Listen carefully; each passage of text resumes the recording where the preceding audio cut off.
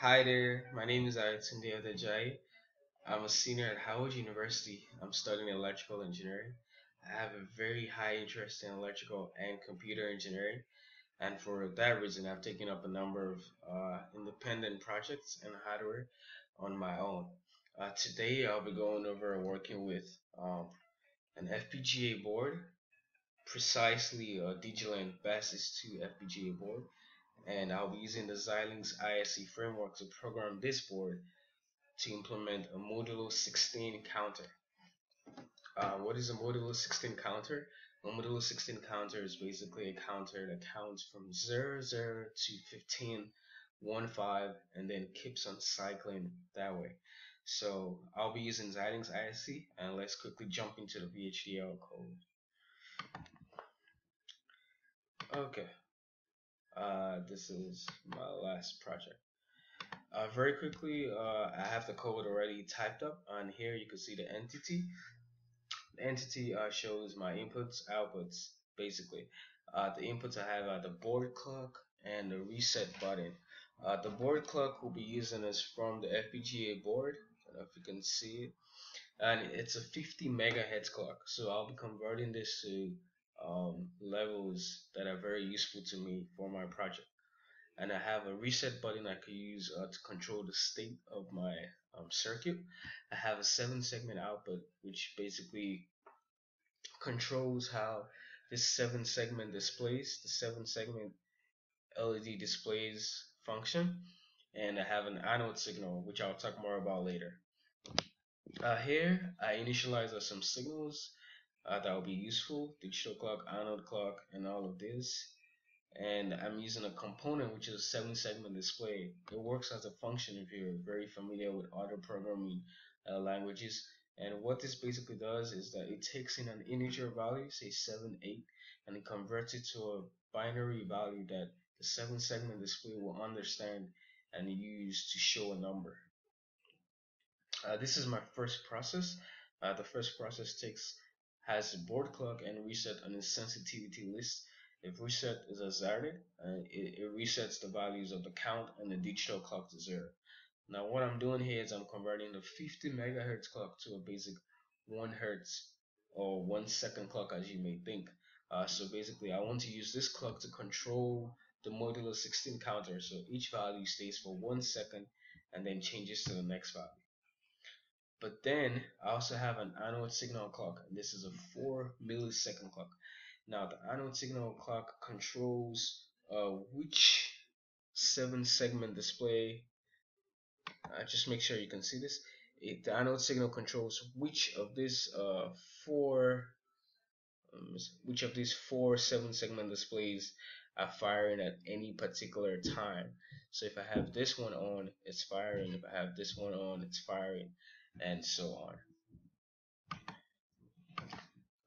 So that's the anode clock here, and then the next process is to actually calculate the values. I call it calculate process. And here, if the value of reset is 1, we set the least significant bit and most significant bit to 0. And I'm using the least significant bit to represent the values going from 0 to 9, 0 to 5, and the most significant bit, the values going from 0 to 5. So it goes from 0, 0 to 15 and back to 0. And of course, to control these values, I use the 1 second digital clock I've created, and you can see it updates the values of the least significant bit, and as soon as it gets to 10, it resets this value. It sets the value of the most significant bit to 1, and as soon as this is supposed to get to 16, it resets them to 0. And then I assign them to the signals, and this process basically assigns these values to where they should be. In this final process here, I have the clock, the anode clock, which is a 4 millisecond clock, deciding which 7-segment display should show at a time. Now, because it's a 4 millisecond clock, our eyes are not able to capture changes at the scale of 4 milliseconds. So if I show this first and show this next, show this first, show this next, it appears to our eyes as though it's constant. And we're making use of this property to control this, because the 7-segment displays can only show one 7-segment display value at one time. So when we show, say we're supposed to show 12 and 13, we show 2 1 2 1 for the duration of 1 second, and then we change to 3 1 3 1 for the duration of 1 second. And here I map the output, the input display value, the value that contains the integer value of what I want to display on the board, and map it to the 7-segment out. This function, this component here, will convert that number into a binary code that could be represented on the board, basically. So here, you should make sure you check the design properties specific to the board you have. I'm using, I'm going to show you. I'm using a Digiland Basys2 FPGA board. This one. Okay.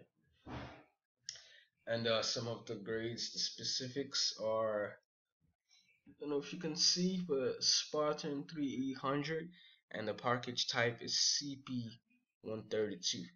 You want to make sure you take note of that. When I come back here, so I select Spartan 3E 100, and the package type is CP132. Then I click OK, and we should be ready to go. So come to click on the top, and then you could go all the way down to configure. Let's start with synthesizing first. Because I've just run this, I'll go clean up the project files, synthesize first.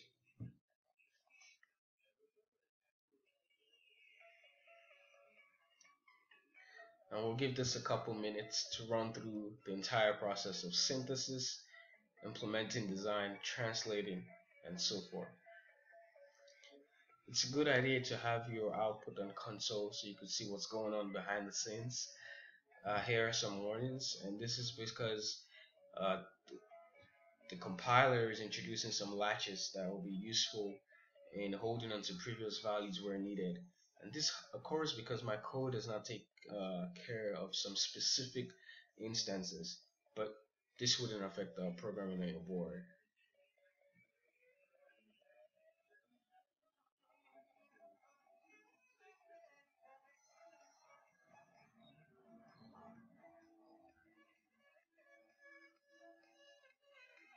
Okay, so synthesis is completed. Now we can implement the design.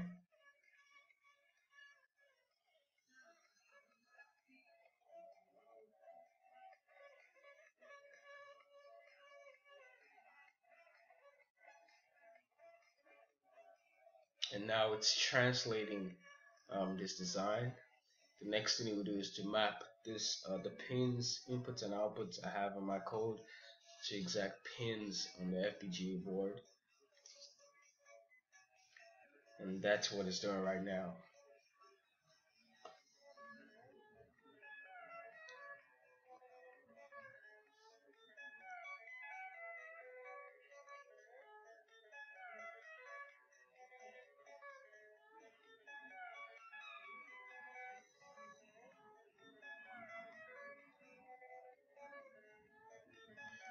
This should take just a few seconds more, and we should be done with the implementation process.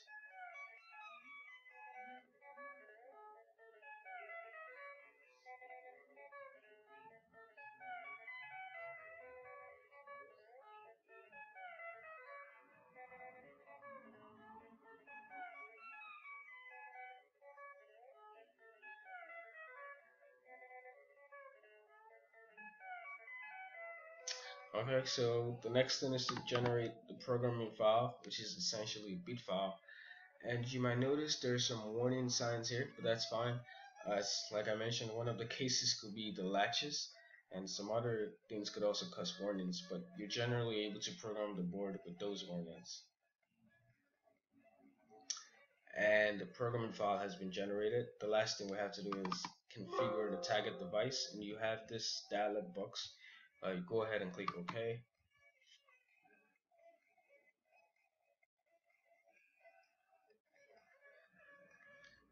At this point, you want to connect your FPGA board. to your computer,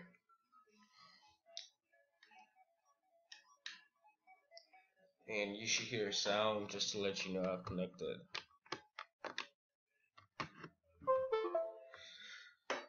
Okay, and most times you have a default program already loaded on the board. So here what I have is it counts from 1, 2, 3, I don't know if you can see clearly, and then goes all the way A, B, C, D, E, F, and continues that way. But we want to replace this with our own program. Okay, so what you do is you double click on boundary scan, you right click, initialize a chain. Do you want to add a configuration file? Yes, you do. So you look for the bit file, which should have the same name as the entity of your project. This is hanging. Let's give it a while. Okay, Modulo 16 counter. Attach the bit file.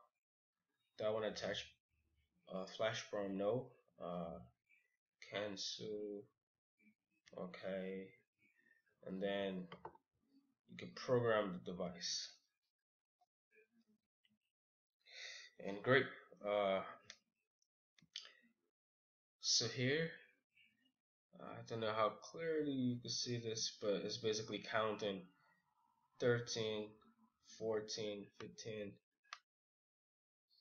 That's 0, 1, 2, 3, 4, 5, 8, 9, 10,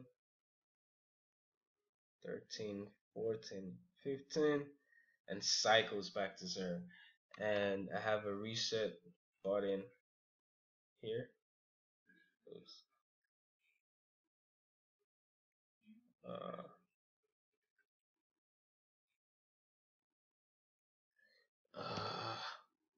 Here. Okay.